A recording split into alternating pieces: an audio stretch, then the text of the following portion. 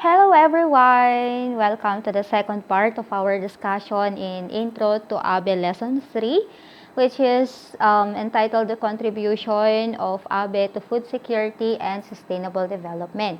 So in the first part of our presentation or our video, we discussed about the first type of vertical farming, which is hydroponics. Now, we will be discussing the second one, which is aquaponics. So last time I have told you that we will just discuss the two types of vertical farming. So we will not be discussing or go further about aeroponics, but we will just discuss aquaponics and hydroponics. Now, for the second type of vertical farming, which is aquaponics, that is the integration of the words aquaculture and ponos. So when we say aquaculture, that is growing fish in a recirculating system. While ponos, that is the Greek word for growing plants with or without media. So if we are going to compare hydroponics and aquaponics, most people relate growing plants to hydroponics. Okay, since both, aquaponics and hydroponics use nutrient-rich water and both of them use soil-less media. Okay? So, how aquaponics works? So, number one, syempre, you have that fish. Okay? Fish, because that is part of the word aquaculture, from the word aquaculture, wherein you are going to raise fish in a tank, and then the water from the fish tank is pumped to the plants. Okay? Then, bacteria convert ammonia and nitrite to nitrate. And then the plants will absorb the nutrient-rich water, and then later on, the filtered water is returned back to the fish tank clean. Okay? Because the waste of the fish from the tank is already absorbed by the plants. Okay? So, therefore, the water that will go back or return back to the fish tank is already clean. Now, why is it considered sustainable? Aquaponics. So, why is it considered sustainable? Because waste from fish is used to feed the plants. Then, fish and plants create a polyculture producing two products. Siyempre naman, di ba, you are going to later on, you are going to harvest your fish, and after several days or several months rather, your plants will also give yield. Okay? So yun, you have two products. And water is reused in the recirculating system. Hindi nasasayang yung tubig mo. Kasi nga, 'di ba, yung ginagamit ng isda mo, okay? Yung isda mo, ipupunta mo kasi siya sa halaman mo, tapos yung halaman mo, i-filter niya ngayon yung mga waste ng fish mo from that water, kaya ngayon babalik siya ulit sa tank mo na malinis ulit, na gagamitin ulit ng fish mo or yung mga isda mo. And so on and so forth. Also, if you have aquaponics, you are producing your own food. Okay? It enhances the local economy and reduces food transportation. And continuous organic fertilizer. Kasi nga hindi ka nagagamit ng synthetic fertilizer, since ang magiging nutrient na ngayon ng plants mo is the waste from the fish. Okay? Next, why aquaponics? So, because aquaponics uses a fraction of the water, about 10% of soil growing. And you do not need to purchase, store, and apply fertilizer in aquaponics. No soil-borne diseases, no tilling, no weeds. Siyempre naman, di ba? And you are going to grow two food products together. You have your protein and produce. And high fish stocking density, high crop yield. Yan. Next. Why aquaponics? Because walang masasayang, no waste. Bakit? Because all the solid waste from the fish tank will be used by your plants. No pesticides or herbicides, only fish fertilizer. Food security as well, because you can grow your own food indoors year-round. Okay? So, hindi mo na iisipin ang klima, hindi mo na iisipin ang weather. Next is, it works in drought or places with poor soil quality. So, if you are going to use this system, hindi ka na mamamroblema kung merong mang drought or merong mang El Nino na mangyayari sa bansa. Okay? So, what are the components of aquaponics? Just like in hydroponics, you need tank. Okay? Yung fish tank mo, place to grow plants. So, pwede mo din gamitin yung mga media or plant media na sinabi natin or na-discuss natin sa hydroponics. And of course, you need water pump, also air pump para dun sa may fish tank mo. Then, irrigation tubing, water heater, optional yung mga yan, pati yung filtration at saka yung grow light, optional yung mga yan, especially if you are going to raise your system in a closed door. And then, fish and plants. Siyempre naman, pinaka-importante na component ng aquaponics mo, yung isda at saka yung halaman. Then, there are several aquaponics system designs. Just like in hydroponics, meron tayong iba't ibang system design. In aquaponic as well, we have this six types of aquaponic system designs. We have the media-based grow bed, growing power system, raft system, the nutrient film technique, just like in hydroponics. We have as well towers and vertigrow. Yeah.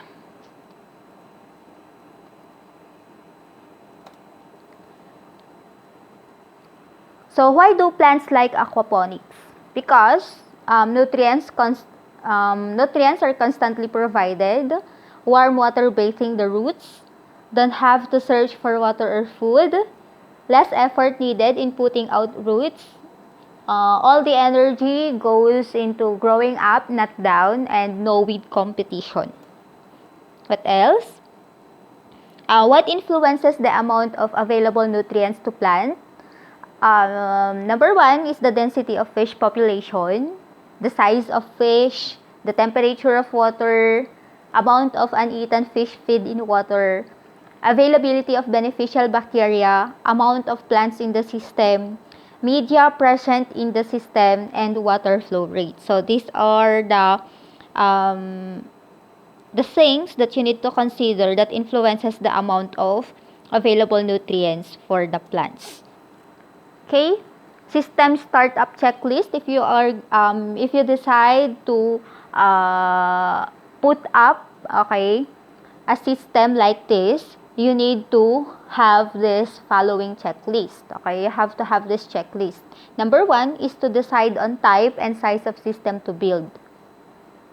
Draw the designs, research where to get parts, plan. Then you need to buy and assemble the components. Next is start plants from seed or find source for seedlings. Fill system with water and circulate at least a week. Add plants to system and watch them grow. If using a fishless cycle, begin nitrification process. Add fish to system about 20% of stocking density. Monitor water quality, partial water changes as needed, and maintain the system. So that is the startup checklist. So if you are going to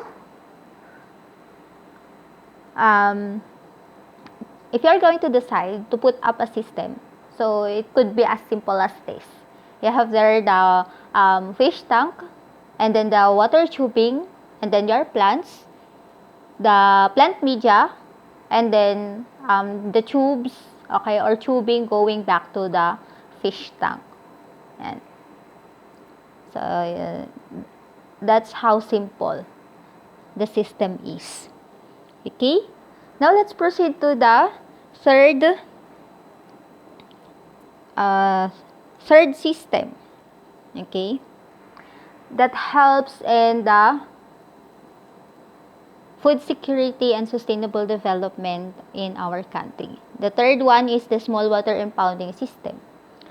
So when we say sweep, okay, or small water impounding system, it is a small-scale earth dam structures with height of 5 to 15 meters, constructed across a narrow depression or valley to collect and store rainfall and runoff during rainy season for immediate and future use. Actually, these are projects of Department of Agriculture, and I do not know if some of you saw some of these projects already, especially in Cagayan. So maraming mga tinayo na proyekto ang Departamento ng Agrikultura sa lalawigan ng Cagayan, na kung saan sa mga bayan o kaya sa mga lugar na walang source of water. Okay? Pinapatayuan nila ito ng mga sweep para maging yun na yung magiging source of water nila para sa kanilang palayan. Ayan. So ano yung height ng dam, it should be 5 to 15 meters. Take note of those numbers kasi lumabas yun sa board exam before. Nung time namin, lumabas yan. So you can take note of that. Ano nga ba ang gamit ng sweep? Okay, what are the uses of sweep? Number 1, that is to collect and store surface runoff water during the rainy season for immediate and future use. Kumbaga na ganyan, ang sweep kasi is a small scale ng parang alam niyo bang Magat Dam? I know that you are familiar with Magat Dam. So parang small scale lang siya ng Magat Dam. Okay? Na kung saan kung sa Magat Dam ilang 100 meters yung dike niya o yung height ng dike niya. Ito naman, nasa 5 to 15 meters lang yung dike niya, yung taas ng dike niya. So, mababa lang talaga siya, maliit lang siya. But, it can store water, okay, from rainfall para sa future use o kaya for immediate use. Okay, depende sa panggagamitan. It can also conserve soil and water, which is conserving soil and water is one of the most important part ng trabaho natin bilang mga agricultural and biosystems engineers. Okay? To conserve water, to conserve soil. Ayan, napakahalaga na role natin 'yan bilang isang mga inhinyero. Aside from that is it is used to irrigate crops. Yan. It can be a source of water for livestock as well. It minimizes flooding and it minimizes soil erosion and siltation of fertile bottomlands. It used as a community recreational area and groundwater recharge. So siguro hindi niyo naiintindihan yung mga terms na ginamit dito, but later on during your higher years, may intindihan ninyo kung bakit nga ba napakahalaga na isa sa mga programa ng gobyerno ay yung magpapatayo ng sweep. Kasi nga, napakahalaga talaga ng proyekto na to, lalo na ngayon at napakababa na ng groundwater recharge natin. So, ewan ko kung na-experience ninyo, yung bigla-bigla na lang walang tubig. Yan. Napapabalita, ewan ko kung nanonood kayo ng mga balita, di ba yung Angat Dam, masyado na ding mababa ang level ng tubig. It's because masyado na kasing mababa yung groundwater natin. So ngayon, isa sa mga tungkulin natin bilang mga agricultural engineer is to recharge the groundwater. Ngayon, paano natin mare-recharge yun? Paano tayo makakagawa ng paraan upang nang sa ganun ay tataas ulit yung groundwater level natin? That is, yan, isa na sa mga gamit ng sweep natin is to recharge groundwater, gaya nga ng sinabi natin dito. Kaya, kung kayo ay nakaka-experience ng pagkawala ng tubig, napakahalaga na mag-recharge tayo gamit ang sweep. Ayan. Pero syempre, kung sa mga wells lang naman natin, pwede ka siguro maglagay ng ewan ko kung sana nandito na lang kayo sana may face-to-face para maipakita ko sana yung isang system dito na kung saan it catches rainfall. Tapos, ang isang objective nun actually, upon catching the water or the rainfall, from the roof, yan. Yung 'di ba syempre kapag umuulan, babagsak siya sa roof. Ngayon, merong catchment dito sa baba, ika-catch niya ngayon yung tubig ulan tapos yung may tube patungo doon sa may balon, okay? O kaya doon sa may well upang nang sa ganun, after how many days na ganyan is mare-recharge na yung laman ng balon o yung well natin. So yun, every now and then we experience na nawawalan kami ng tubig dito sa college. Tapos napakahirap kasi nga we are agricultural engineers, and yet sometimes we cannot find ways or we cannot find solutions sa mga problems na na-encounter natin. But basically, meron talaga tayong mga systems, available systems, na kung saan it could help to recharge our groundwater. So I just hope that someday isa sa inyo ay magtitesis ng about dyan. And wala lang, I'm just excited. Okay, so let's proceed. So sana, ewan ko kung naiintindihan nyo pa tong lesson natin, pero I just hope na basta intindihin nyo na lang, ulit-ulitin na lang ninyong pakinggan kung ano yung mga pinagsasabi ko dito. And in case you find some errors dito sa video na to, please feel free to chat me or to inform me. Kasi nga na ganyan, tao lang tayo, okay? Nagkakamali din tayo, okay? And if there's a way to improve tong ginagawa natin, then tell me upang nang sa ganun ma-improve natin. I am very much willing and I appreciate kung meron man kayong maibabahagi pa upang nang sa ganun ay mas mapabuti pa natin, mas mapadali pa natin itong ginagawa natin na ways of learning. Alam niyo, napakahirap ng ginagawa natin talaga. Mag-isa ko lang ngayon dito sa College of Engineering and the time is already 7:45 p.m. So mag-isa ko ngayon dito, nag-video ako mag-isa. This is the only time kasi na pwede talaga akong makagawa ng video kapag wala na yung mga kasama ko dito sa college. Okay, so wala lang, napakwento na talaga ako. I just hope na yan, kita-kita tayo soon, fighting lang. Okay. Yan. So, na-imagine ko na lang ngayon na kaharap ko kayo. So, habang video ko to na ganyan is, andun yung sa heart ko is excited ako na in the future makikita ko kayo at sana buo pa rin yung 100 plus students ng ABE na makikita ko kung kailan pwede na ang face-to-face. So, fight lang, kaya nyo yan. Kaya natin to. Yan, okay. Let's move on. Mag-move on na tayo. So, what are the major components of SWIP? Okay, so there are only 3. Number 1 is yung watershed. Maintindihan nyo lahat tong mga sinasabi ko. So, watershed, yan. And then we have also dam and reservoir area. Yung reservoir is kung yun na yung catchment na kung saan doon na may store yung tubig. And then distribution facilities. So when we say distribution facilities, it includes of course our irrigation canals, okay? Yung mga farm ditch natin, yun yung mga tinatawag natin na distribution facilities. Okay, next is who are the beneficiaries of SWIP? Ayan, gaya nga ng sinabi natin kanina, SWIP is a project of the government. Kaya ngayon, meron tayong mga beneficiaries ng SWIP. Ito yung mga Farmers Association or People's Organization. Also, ang mga beneficiary din ay yung mga areas with no rights of way and other social problems. And then, Farmers Association or People's Organization that is capable or willing to shoulder full cost of operations and maintenance. Kasi medyo mahal din kasi ang magpagawa ng SWIP.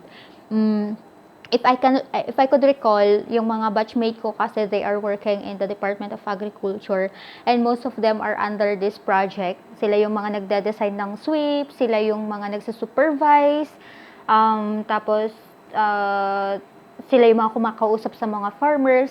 So ngayon, kapag pinapakita nila sa akin kung magkano ang halaga ng mga projects na hinahawakan nila, meron yung mga umaabot up to 10 million. It depends upon kung gaano kalawak kasi yung magiging beneficiary ng SWIP na yun. Okay? Now, let's take a look at the last system that we are going to discuss, which is all about the drip irrigation system. Later on, lahat ng mga to ay mapag-aaralan ninyo sa higher years. Yung mga sweep, yung mga drip irrigation system, yung mga other system pa na mga diniscuss natin, yung aquaponics, hydroponics, yan. So, in drip irrigation naman, water is supplied to each plant separately in small, frequent, precise quantities through dripper emitters. So, it is the most advanced irrigation method with the highest application efficiency. So, the water is delivered continuously in drops at the same point and moves into the soil and wets the root zone vertically by gravity and laterally by capillary action. So, the planted area is only partially wetted. Gaya nga ng sinabi natin kanina, this is the most efficient system. Meron pa kasi tayong sprinkler irrigation system na tinatawag, but among those systems, drip irrigation is the most efficient one. Kaya ito yung pinili ko na i-discuss ko sa inyo. Okay? So, system, layout, and components. So, we have this components in drip irrigation system. You have your control station, then main and sub-main pipelines. You have as well the hydrants, the manifold pipelines, and the dripper laterals. So, hindi basta-basta kasi mag-layout lang din ng drip irrigation or any system. Meron din kasi tayo mga computations na ginagawa dyan. Wherein, mapag-aaralan nyo yan sa higher years ninyo. Maybe, kapag 4th year na kayo, mapag-aaralan nyo kung paano mag-compute kung gaano kadami yung emitters na kailangan mo, kung gaano kalaki yung lateral, o kaya yung mga pipelines na kakailanganin mo. Lahat ng yun, it depends upon the area, it depends upon the plants na ilalagay mo sa area na yun. It depends upon the soil type. Yan. Kaya lahat ng yun ay pinag-aaralan nyo na ngayon upang nang sa ganun, in the higher years, okay, dun sa mga susunod pang mga kabanata or yugto ng buhay nyo dito sa College of Engineering, ay alam na ninyo kung ano yung mga dapat ninyong ilagay. Yan. Alam na ninyo kung ano yung mga dapat ninyong malaman para sa mga susunod pang mga subjects. Okay? Next, what are the advantages of drip irrigation system? Of course, it saves water. What else? Utilization of saline water resources. You can use this on marginal fields. Low labor operating requirements, reduced cultivation and weed control. Kasi nga syempre, di ba, ang natutubigan lang is dun sa may root zone lang ng plants mo. So ngayon kapag hindi masyadong nadidiligan yung mga damo, hindi naman sila as in talaga na agad-agad na dadami or lalaki. And uninterrupted operation. Yan. And the disadvantages, syempre mahal. Yan, mahal ang drip irrigation system. Good irrigation management is essential. Dapat magaling yung operator mo, okay, ng drip irrigation system mo, and also emitter blockages. Yan. For example, nagkaroon ng tawag na dito, nabarahan ng lupa yung emitters mo. Syempre, yung amount of water na dapat na ma-discharge dun sa plant na yon, sa certain plant na yon, kulang na kapag merong mga bara yung mga emitter natin. So, that is one of the disadvantages of our drip irrigation system. So, that is the system layout. Nakita nyo, you have there you have sand filter, you have there the tank, you have pressure gauge, venturi, yung sa venturi na part, that is where you can apply fertilizer or what's that, insecticide, pesticide, yan. You can use the part ng ang pangalan is venturi. And then, you have as well sun separator, syempre from the well kasi baka may mga impurities from there. Kaya ngayon, meron kang sun separator hydrocyclone. Para nang sa ganun, kapag pupunta na siya doon sa may sa may system mo, hindi yun magka-clog sa mga emitters mo. So you have main line, you have sub-main line, and the lateral flush valve and the drips.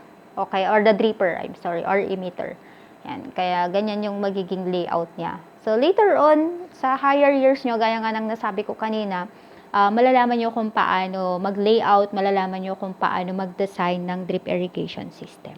Okay, so that's all. That ends our third lesson in Intro to ABE. That would be the last lesson for the prelim period.